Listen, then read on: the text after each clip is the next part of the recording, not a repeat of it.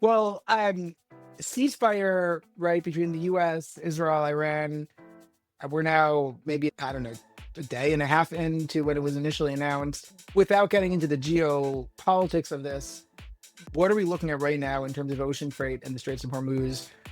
Yeah, so I think de facto it is not open, right? There's a uncertainty is the name of the game. There are the U.S. saying it is going to be open. It's not what you're hearing from Iran, but the facts on the ground is that it's not open to transits as usual for sure. Certainly not to container vessels. If it does open, there is something like 100 or more container vessels that have been stuck there since the end of February.